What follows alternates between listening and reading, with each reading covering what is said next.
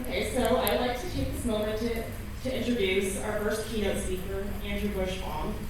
Andrew currently serves as the State Cybersecurity Coordinator for CISA. Please welcome Andrew. Thank you. Yeah, Andy Buschbom. I guess my official title is Cybersecurity State Coordinator for CISA. I talked to a few people this morning. I used to say it's CISA. It's CISA. If you want to go look, CISA has a pretty funny YouTube channel. How do you say CISA? And it has a little dictionary excerpt. You click on it, it says CISA, CISA. Seriously, it's CISA. But there's a lot of funny videos there, plus a lot of good content. So I've been in this role a little over a year now. I came to the first B-Sides. It's awesome to see everybody here, develop those connections, those relationships. I've met a few of you in the past, a few of you today. I hope you come find me after this. So how many people are familiar with CISA? All right, so quite a few. So CISA's mission, right? Mark spoke to it a little bit. I like listening to Mark talk. He'll provide some random statistics. I've heard him talk a few times. Albuquerque, 33rd largest city, didn't know that. 5th largest state, didn't know that. But only, 2 million people? Very rural. So there's a lot of challenges. There is a librarian out there that's running cybersecurity, a CIO, trying to do everything. And CISA came about to try to help those people, to actually help those people. Mark mentioned a lot of things I want to talk about. Tabletops, assessments, knowing what you have. So CISA's mission is to lead the national effort to understand and manage cyber and physical security. Manage that race to critical infrastructure. And that's to create secure and resilient infrastructure for the American people. And, first I have to know where those people are, how they exist. So I think it's awesome we have this B-Sides conference to develop those connections, those relationships, make people aware of what services CISA has. So I get to travel a lot around New Mexico. I am dedicated to New Mexico. I have a colleague that helps support southern New Mexico, Felix. But I was at a conference in Orlando, the CISA conference. How many people are familiar with CISA? Less than CISA. So not everybody can qualify, but the Multi-State Information Sharing and Analysis Center, funded by CISA, and the EISAC, the election. But in Orlando, I got asked, how did I get into cybersecurity? I grew up in Iowa on a farm. I didn't live in town. Town was 900 people. I graduated with 23 people. Not a ton of cybersecurity going on. So 1995, I saw the movie Hackers. How many people have seen Hackers?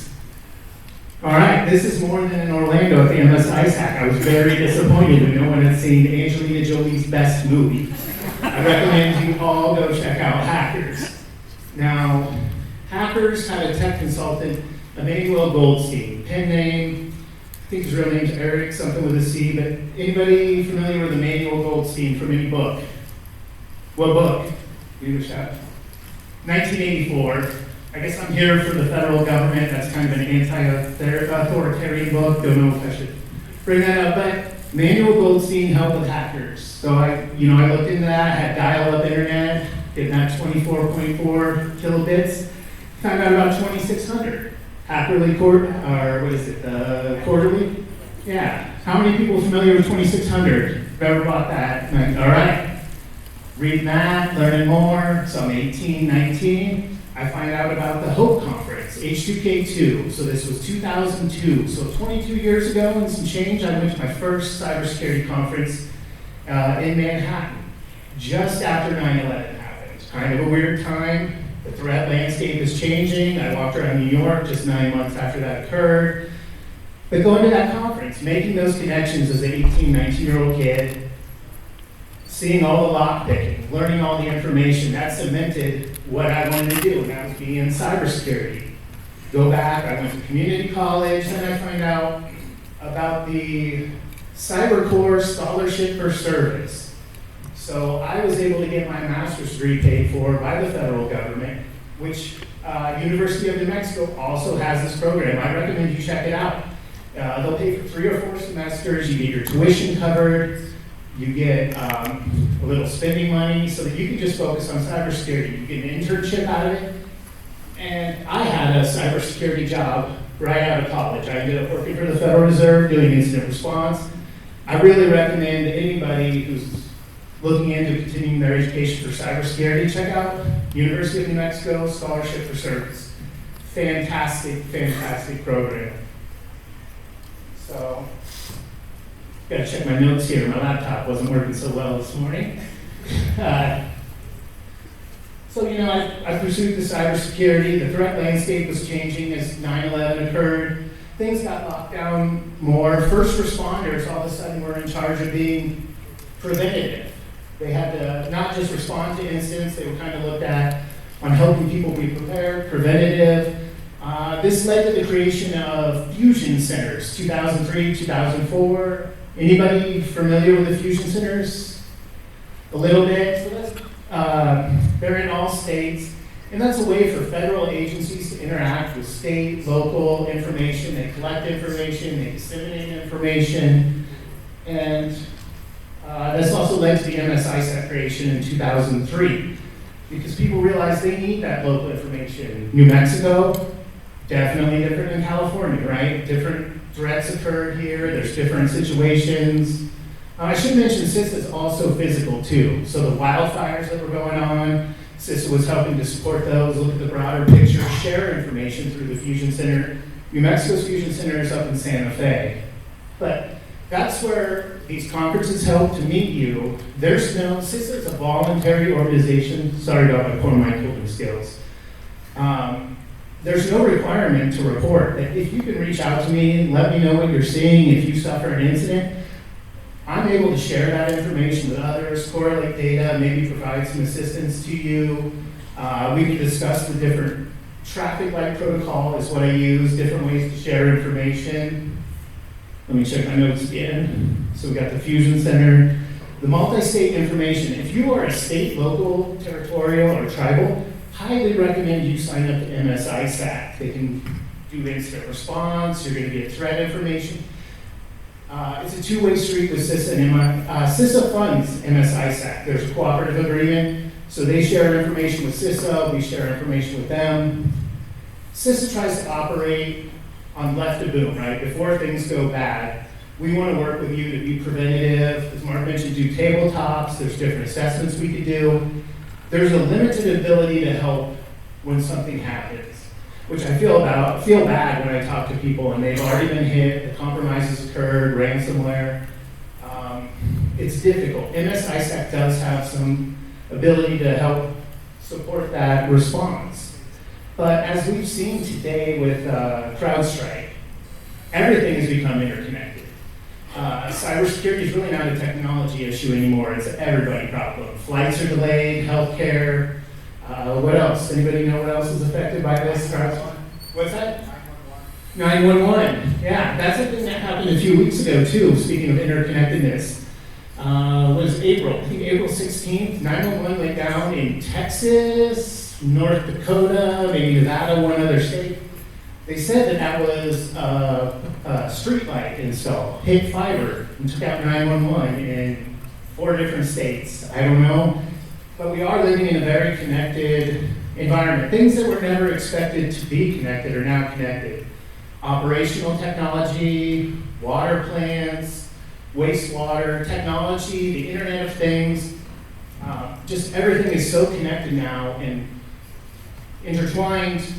That's why you need to know your dependencies. And those are things CISA can help with.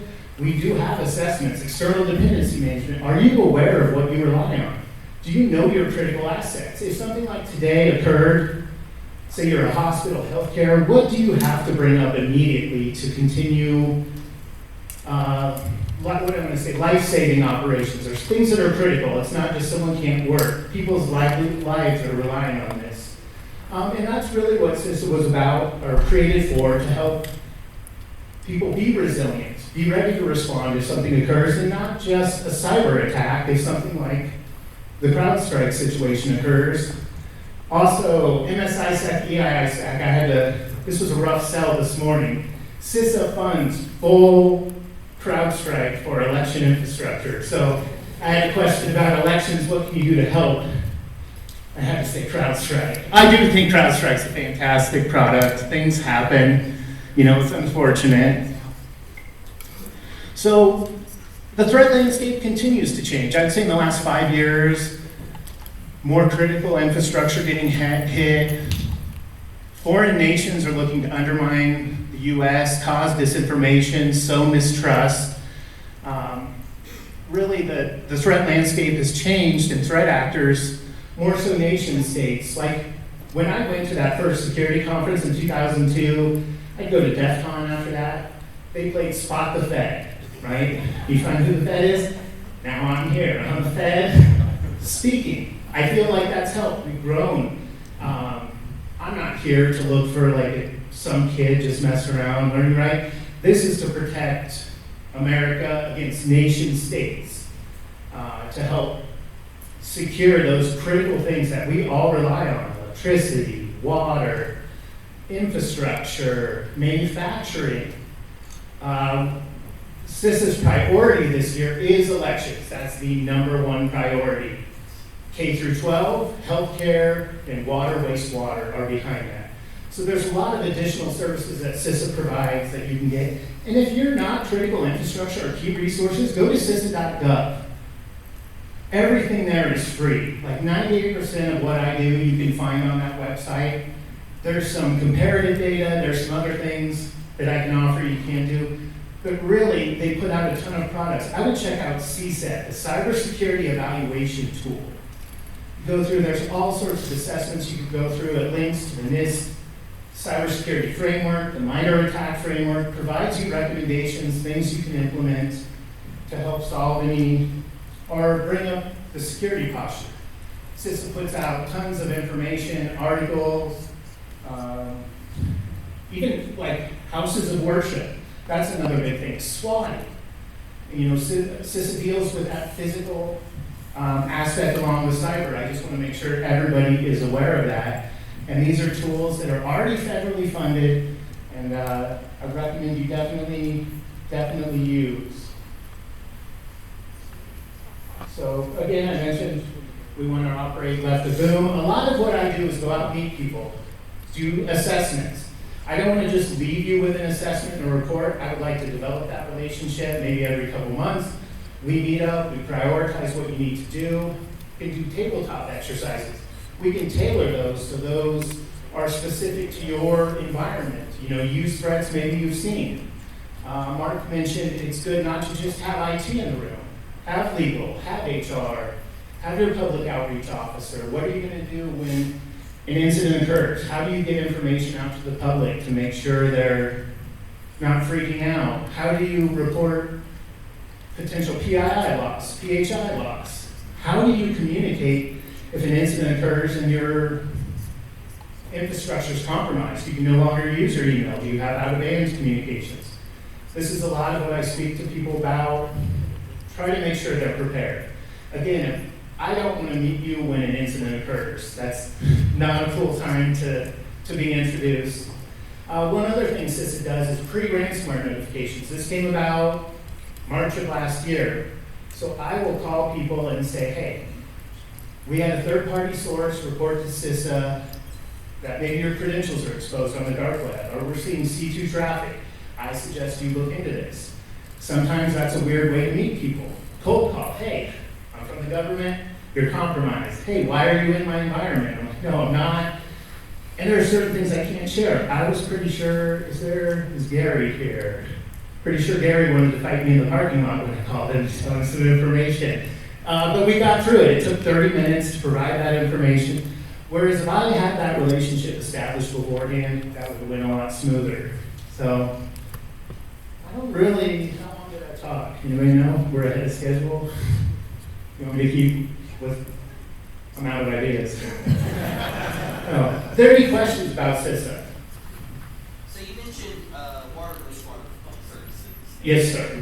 Water, wastewater. Yeah, my wife's a civil engineer. Okay. Does water treatment. I don't want to say for food. It's spooky. Here, oh, sure. Hello. So I was. What's your name? My name is Josh Fankus. of speak towards like the two things that surprised me while you were talking. One was K-12 was included. Is that nationwide for CISA? Can you kind of expand on that a little bit? And then the second one was really around the future plans for public services, right? Like it's critical infrastructure, but it's one of the oldest infrastructures in America, next to like roads. So the technology and the approaches they use for architecture is very archaic. Can you talk to kind of like how you are trying to help that? So for the arcane, are you talking about like on the OT side? Okay. I gotta ask hard questions. No, so, all right, I'm the cybersecurity state coordinator here for New Mexico. Every state has a cybersecurity state coordinator along with a cybersecurity advisor.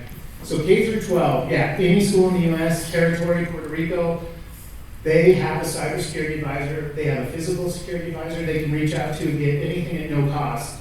Along with being a priority sector, they free pen testing. CISA will do external pen testing, it's a week long. There is a queue, so like I would have to put a package together for a school here in Albuquerque. It'd be a pretty easy sell as they're a priority. Often schools also limited resources, right? Budget constrained, people constrained. So remote pen tests, they're also remote vulnerability assessment is called, which is a 1 week remote pen test. Then CISA will fly in on site and spend a week on your network going through, provide you a report at the end of it, a debrief. They'll keep checking with you, your cybersecurity advisor or myself. We'll keep following up to help you improve external vulnerability scanning. CISA provides that at no cost, and web app scanning. So you can sign up. Web app scanning does have a limit to 10 URLs or 15, depending on where you are in critical infrastructure. Anything else you want to K through 12? I could. Okay, so OT, a little bit more challenging, right? Maybe never expected to be connected to the internet. Security is not a priority, right? Operating, protecting people, making sure safety, I guess, at the end of it is a priority. CISA has a VADR, it's called, Validated Architecture Review Design, or Design Review, Validated Architecture Design Review. And it says it's for OT and IT, but it mainly comes out of the OT environment. So if you have the ability to capture packets, you have a logical network diagram, and you're in the water, wastewater, or really a lot of OT is going to be critical infrastructure, you can reach out to CISA, have their team review your packet captures, your network diagrams, and then they will fly in and spend a day or two on site providing recommendations on what you should do, how you should segment it, what are maybe some better ways to configure that environment. But it is, I have no easy answer for the aging infrastructure, the outdated products. A lot of what I see in New Mexico when I see compromises is end-of-life hardware, end-of-support hardware, not patching. 99% of the time I see compromise, it's not some advanced technique. It's that there was a missing patch, you didn't know you had that asset. One thing that's not specific to OT, CISA is trying to lead secure by design. So there's a big push to those products should come secure by default. You don't want to have MFA, you have to turn it off. You don't want to have logging, you have to turn it off. Those organizations should have written secure code. The onus should not be put on you to apply Band-Aids every week. Like, it should come, and now that's a difficult thing to do without regulation, right? This is a voluntary thing. Some people are getting on board. We'll see how that goes. That's just the early stages. Secure by design CISA is pushing. The other big thing at CISA is AI and quantum computing. They're trying to get ahead of that, provide guidance. What's the best way to, kind of the Wild West out there right now with those things coming. I don't know if that answered. Anybody else?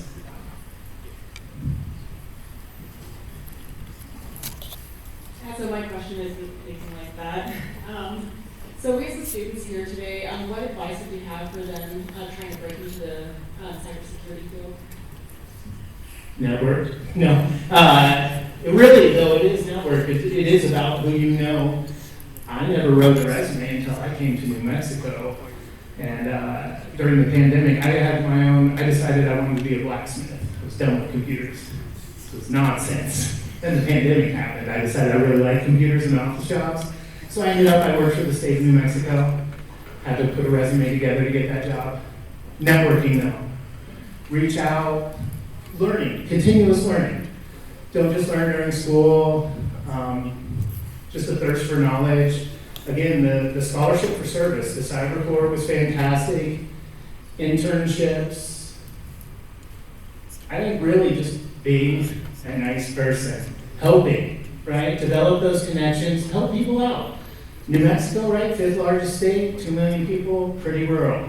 Like we all have to help each other out, share information. If there's something you're really good at, like help another, you've got a sister agency or somebody else out at another organization, or even asking, don't be worried about looking like a fool, right? Nobody knows everything. There's so much information out there. There's so many things you can know.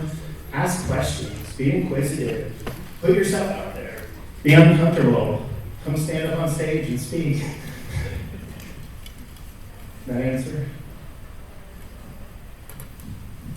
We got 2. We need a 3rd question to close this out.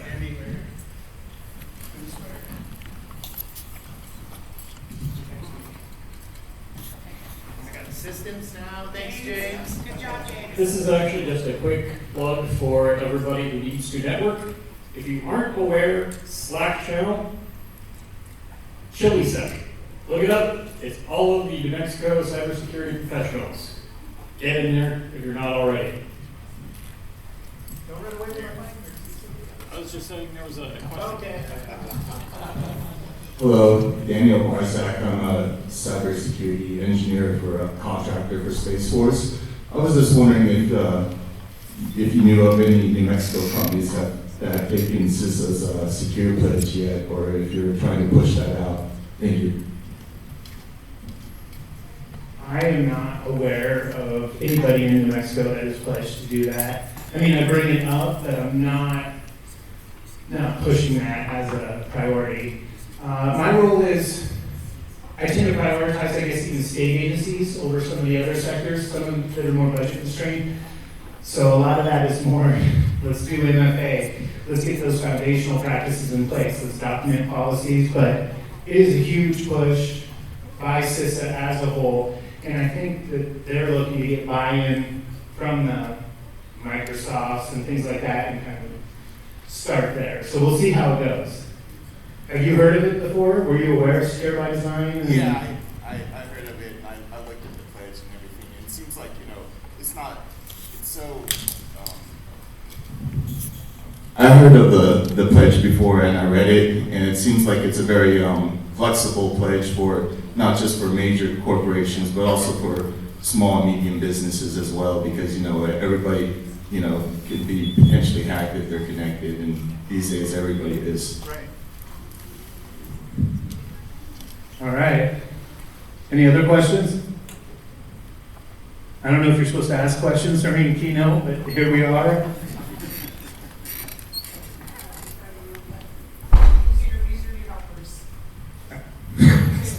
Good. I think we might be coming to an end on that. So part of that scholarship for service program, I also had to take a leadership. They said when you ask questions, you have to make it really uncomfortable after you ask the question. So let's see how this goes. Any questions?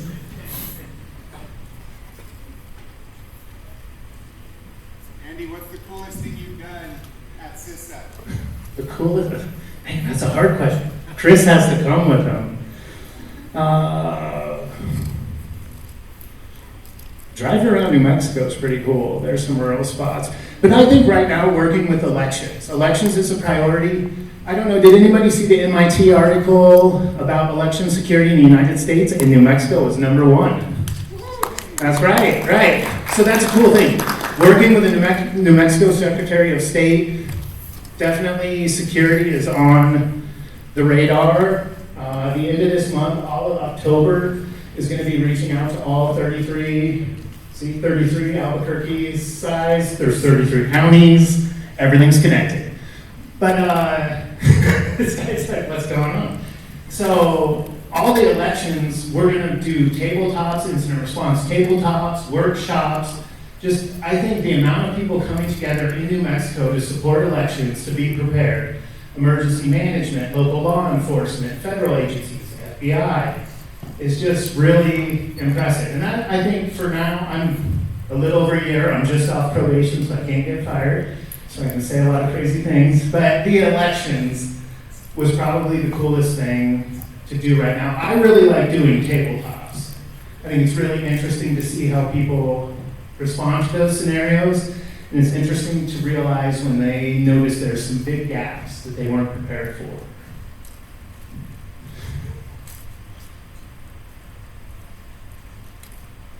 All right, going once, twice, so. Thank you so much, Andrew.